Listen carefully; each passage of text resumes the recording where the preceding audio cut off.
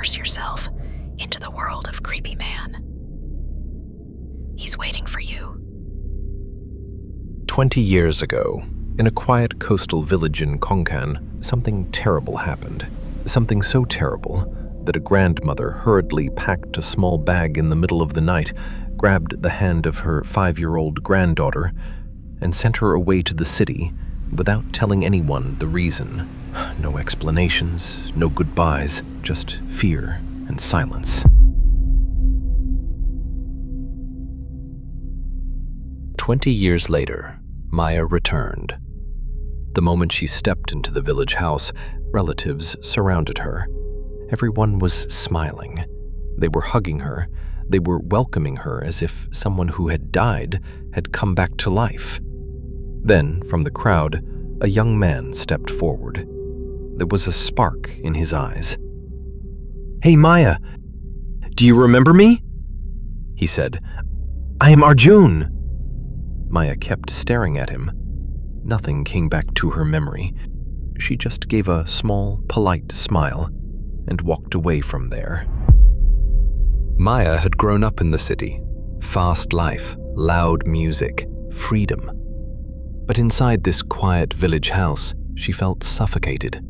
All she wanted was a cigarette. But in front of relatives, it was impossible. So she quietly stepped outside the house, and there he was again. Arjun was standing near the gate, watching her. Maya hesitated a little, then casually asked, "Do you know any place around here where no one comes or goes?" Arjun's face suddenly brightened. "Yes," he said. "There is a forest outside the village. No one goes there." Both of them walked deep inside the forest.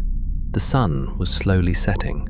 Maya stood leaning against a tree, took out a cigarette and lit it. Arjun was staring at her. Something inside him slowly began to change.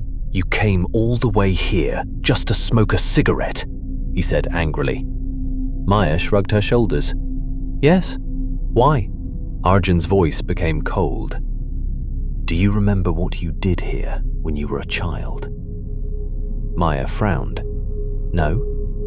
Suddenly, the forest began to feel colder. Arjun looked toward the sky. "It is getting late. I'm leaving." But Maya waved her hand, telling him to go. "You go, I will come later."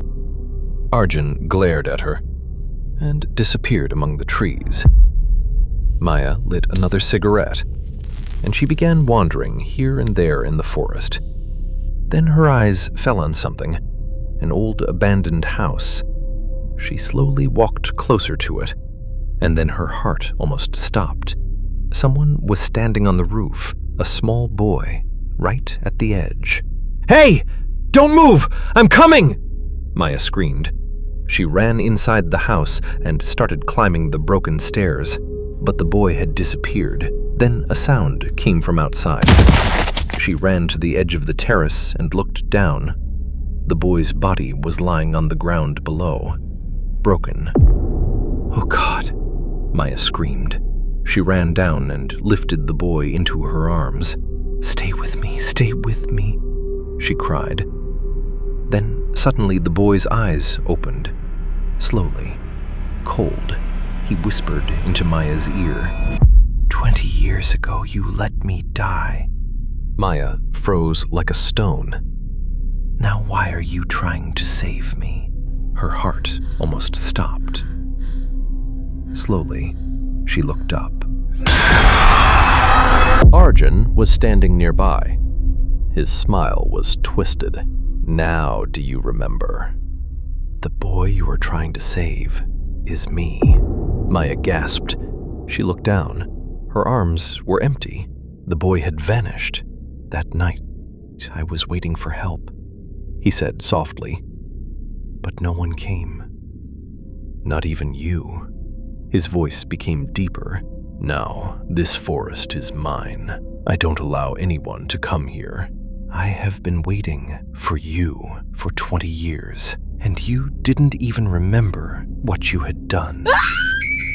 Maya screamed and ran. Shaking, she told everything to her grandmother. The old woman slowly closed her eyes. "I knew this day would come," she whispered. "The moment you arrived, I understood that you can see him. He comes to me every night." Her voice was trembling. "He asks only one question. When will she come back?" Maya's heart started pounding loudly. The grandmother continued. 20 years ago, you and Arjun were playing in that house. You climbed onto the roof to pick mangoes. You slipped and pushed him. By the time I reached him, he was already dead. I secretly buried him and sent you to the city." Suddenly, grandmother was violently dragged into the darkness. Her scream echoed throughout the entire house. Terrified, Maya sat in the car in the middle of the night and began to flee from the village. The road twisted through the mountains. Her hands were trembling on the steering wheel. Suddenly, Maya screamed and slammed the brakes. The car skidded. She lost control, and the car fell into the deep valley. Even today, the villagers say that something strange happens near that forest.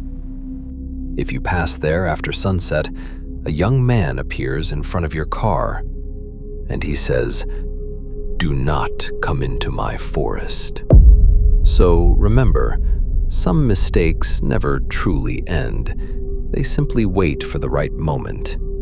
If you liked this story, then like the video, subscribe to the channel, and don't forget to press the bell icon, because the next story might be even more terrifying.